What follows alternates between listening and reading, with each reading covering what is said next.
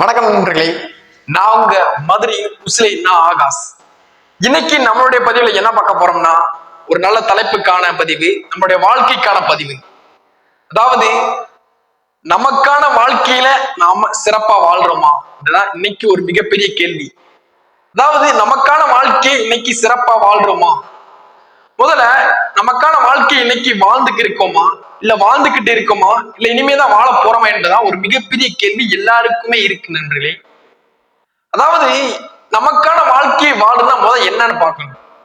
அதாவது இன்னைக்கு ஆறறிவுள்ள ஒரு மனிதன் ஒரு அடிப்படை வாழ்க்கை முறையில வாழ்றது அது முக்கியம்தான். அதாவது எப்படி வாழணும், எப்படி இருக்கணும், எப்படி சாப்பிடணும், எப்படி சமூகத்துல இருக்கணும், எப்படி பழகணுங்கிறத இது ஒரு அடிப்படை வாழ்க்கை முறை. ஆனா இதையும் தாண்டி நமக்கான வாழ்க்கையில நாம எப்படி சிறப்பாக வாழ்றது, அதோட நம்மளுடைய வாழ்க்கையில நமக்கான இலக்கிற்கான வாழ்க்கையில எப்படி வாழ்றோம், எப்படி வாழ்ந்துகிட்டு இருக்க இப்பொழுது, ஏதோ ஒரு மிகப்பெரிய கேள்விக்குறி எல்லாருக்குமே. முதல்ல நண்பர்களே, அதாவது நமக்குன்னு ஒரு இலக்கை நிச்சயமா எல்லாருமே தெரிஞ்சிருப்போம்.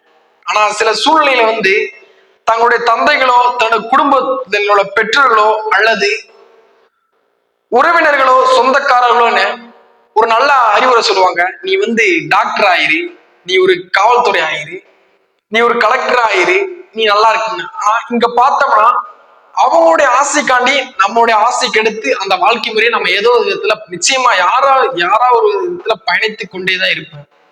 ஆனா ஒரு சூழ்நிலையில நம்ம பார்த்தோம்னா இறுதி கட்டத்துல, அதாவது எப்படியோ ஒரு விதத்துல நம்ம அரசு துறை தான், அதுவுமே நீங்க அந்த பதவியில அவங்க உறவினர்களோ அல்லது ஒரு பெற்றோர்களோ சொன்ன மாதிரி அவங்க பிடித்த வாழ்க்கையில நீங்க வாழ்ந்து பயணித்து ஒரு இறுதியில வெற்றி பெற்றுட்டு பின்பு நீங்க ஒரு இறுதியில நமக்கு பிடிச்ச வாழ்க்கையை நம்ம வாழ்ந்திருந்தா எப்படி இருந்திருக்கும் ஒரு யோசனை உங்களுக்கு மிகவும் ஒரு மிகப்பெரிய மனசங்கடமா இருக்கும். நமக்கான வாழ்க்கையை நம்ம வாழ்ந்திருந்தா எப்படி இருந்திருக்கும். ஆனா நிச்சயமா நான் சொல்றேன் நண்பர்களே, நீங்க உங்களுக்கு பிடிச்ச வாழ்க்கைய உங்க இலக்குல நீங்க அதாவது உங்க இலக்க நீங்க தீர்மானிச்சு அந்த இலக்கிற்கான வாழ்க்கையை நீங்க வாழ்றப்ப அந்த இறுதி வரைக்கும் அந்த வாழ்க்கை மிகவும் அருமையான சந்தோஷமா இருக்கு நண்பர்களே. அப்படி ஒரு மகிழ்ச்சியான வாழ்க்கை யாருக்குமே கிடைக்காது. அதாவது எப்படி வாழ்க்கைனா உங்க இலக்கிற்காக வாழ்க்கைய நீங்க அமைத்து அதுல வாழ்ற வாழ்க்கை உண்மையில மகிழ்ச்சியாக இருக்கு நண்பர்களே. அதாவது நீங்க நினைச்ச இலக்கண வாழ்க்கையில எது வேணா இருக்கலாம்.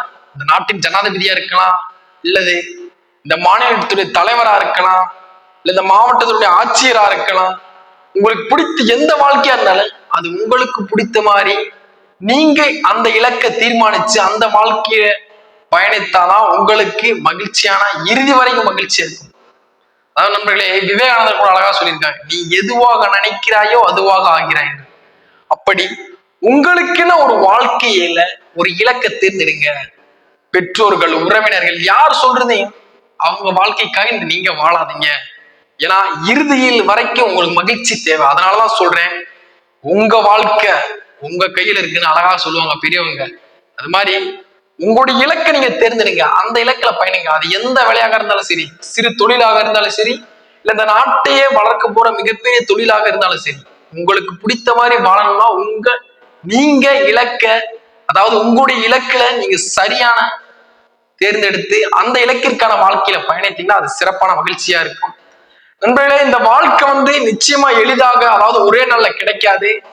ஆனா அப்படி ஒரே நாள்ல கிடைச்ச வாழ்க்கை என்னைக்குமே நிலைக்காது.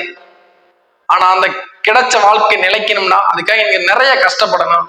நிச்சயமா அந்த கஷ்டப்பட்ட வாழ்க்கை உங்களுக்கென்று நீங்க தீர்மானித்த அந்த இலக்கில பயணிக்கினா அருமையான வாழ்க்கை மிகவும் சந்தோஷமா இருக்கு. இந்த பதிவுல உங்களுக்கு நான் தெரிவிச்சுக்கிறேன்.